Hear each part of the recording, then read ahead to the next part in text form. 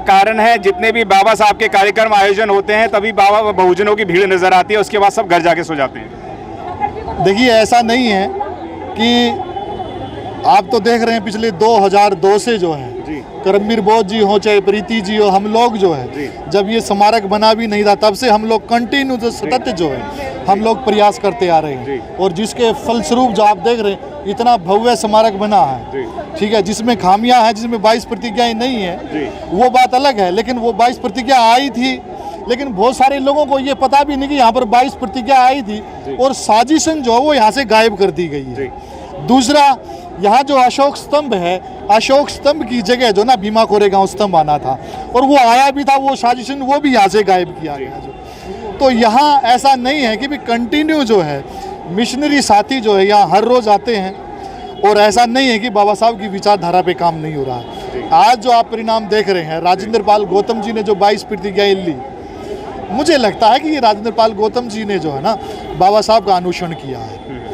यही प्रतिज्ञाएं 5 दिसंबर को जो है नागपुर में नितिन गडकरी जी, देवेंद्र फडणवीस जी जो है बैठ के दोहराते हैं। यही प्रतिज्ञाएं जो है राजेंद्र पाल गौतम जी दोहराते हैं।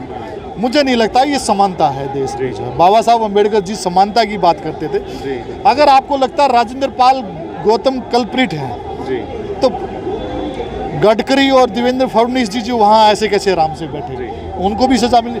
और ये कोई अपराध नहीं है, ये कोई अपराध की श्रेणी नहीं है। दूसरों की भावनाओं के साथ आप खेल रहे हैं, दूसरे की भावनाओं को आहत कर रहे हैं तो खेल तो होगा ना। तमाम लोग आज देश के ये बोल रहे हैं कि ब्रह्मा विष्णु महेश को नहीं मानेंगे। भाई नहीं मानो, लेकिन ऐसा क्या विवादित बयान है जिसकी वजह से लोग सड़कों पर आ रहे हैं इस वजह? देखिए, ब्रह्मा विष्णु महेश को मानना या ना मानना ये हमारा व्यक्तिगत अधिकार है और ये हमारा जो है कॉन्स्टिट्यूशनल राइट है। बाबा साहब अम्बेडकर 14 अक्टूबर 1956 को आज से 66 वर्ष पहले जो है ये लिख के गए थे, सुनिश्चित करके गए थे।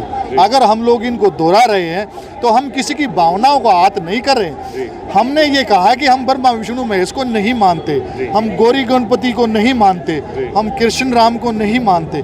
मानना या ना मानना ये हमारी व्यक्तिगत इच्छा के ऊपर डिपेंड करता है। हमने किसी की भावनाओं को, हमने किसी मूर्तियों का खंडन नहीं किया है। हम लोग इनकी तरह जो है तथागत बुद्ध की मूर्तियों पर तिलक नहीं करते हैं, समझे ना। उनकी मूर्तियों को विखंडित नहीं करते हैं। ये भारत का नहीं, पूरे जम्मू द्वीप का इतिहास है। आप कहीं भी खुदाई करके देखिए, तथागत बुद्ध की विचार जो वहाँ जो है ना वहाँ निकलेंगी जो है। और ये बहरूपीय लोग जो है कहीं पर जो है माँ माया बनाया जा रहा है, कहाँ देवी बनाया जा रहा है, कहीं कुछ बनाया जा रहा है। क्या बात कर रहे हैं सर? मथुरा वृंदावन के अंदर तो कृष्ण कन्हैया नजर आ रहे हैं सारी जगह, जहाँ भी खुदते हैं तो वही नजर आते हैं। हम लोग भारत सरकार को ये चैलेंज करते हैं, जिस भी जगह की ये खुदाई करें उसका लाइव टेलीकास्ट करें जो है, समझे ना। ये अयोध्या को कहते हैं, अयोध्या तो क्या है कि अनजस्टिस लिया, अनजस्टिस है। माननीय सुप्रीम कोर्ट ने डिसीजन लिया है तो इसका मतलब ये नहीं है कि वो जो है न्याय हुआ है। वो बौद्धों की धरती थी। आप लोग उस चीज को देखें, अगर वो इतने अच्छे हैं तो लाइव टेलीकास्ट करवाइए ना, कौन मना कर रहा है, समझे ना। अगर वो मथुरा का कहते हैं कि भी कृष्ण की जन्मभूमि है तो आप लाइव टेलीकास्ट करवाइए, कौन मना कर रहा है? क्या कारण है विजय साहब की आज पूरा देश, पूरी दुनिया बुद्ध में होना चाहती है, लेकिन अगर भारत पे जरा सी बात आती है तो इसको बुद्ध में नहीं होने देना चाहते? देखिए, माननीय प्रधानमंत्री नरेंद्र मोदी जी विदेशों में जाके कहते हैं कि मैं बुद्ध की धरती से आया हूँ, ठीक है, मुझे युद्ध नहीं, मुझे बुद्ध चाहिए। और वही बात जो है बाबा साहब अम्बेडकर कहते हैं और ये लिख के गए हैं। नरेंद्र मोदी जी की सरकार में, मंत्रालय में, जो भारत सरकार में, मैं कहूँगा सामाजिक न्याय मंत्रालय के अंदर जो है राइटिंग एज स्पीचेज आती है, उनके वॉल्यूम्स में जो है बाबा साहब की प्रतिज्ञाएं जो है वो लिखी गई हैं। उसको जो है आज से नहीं, जो जब से अंबेडकर फाउंडेशन ने छापना किया है तब से 22 प्रतिज्ञाएं हैं, ठीक है। और सभी अंबेडकरवादी, सभी विचारक जो है, हम लोग ये नहीं कहते, जो अंबेडकरवाद की विचारधारा से सहमत भी नहीं है वो लोग भी बाबा साहब अम्बेडकर को पढ़ते हैं तो उनमें भी जो ना 22 प्रतिज्ञाओं को दोहराते हैं। तो मुझे नहीं लगता किसी की हम भावनाओं को आहत कर रहे हैं। राजेंद्र पाल गौतम अभी भी एमएलए हैं, क्या वह सदन में जाके अपनी 22 प्रतिज्ञाओं को दोहरा पाएंगे या दोहरानी चाहिए? देखो, राजेंद्र पाल गौतम जी को अगर अम्बेडकरवादी होने के नाते जो है सदन में 22 प्रतिज्ञाएं दोहरानी चाहिए जो, समझे ना।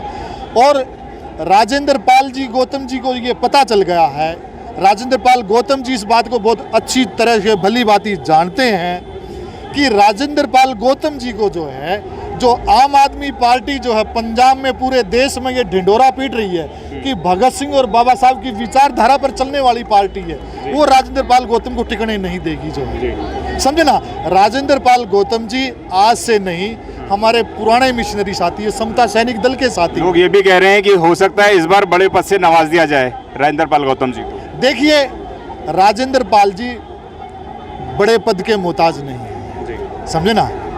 मुझे नहीं लगता, मैं व्यक्तिगत उनको जो ना बहुत अच्छे तरीके से जानता हूँ, और 2004 से राजेंद्र पाल गौतम जी जो है कंटिन्यू जो है, हम लोग 5 दिसंबर की रात को वो अंतिम सांस जो इतिहास बन के मार्फत बड़े भाई करमबीर बोध जी, हमारे गुरु जी राजेंद्र पाल गौतम जी साहब, कांसीराम की बहन सत्यनारायण जटिया जी, बहुत सारे मंत्री जो है यहाँ आकर 22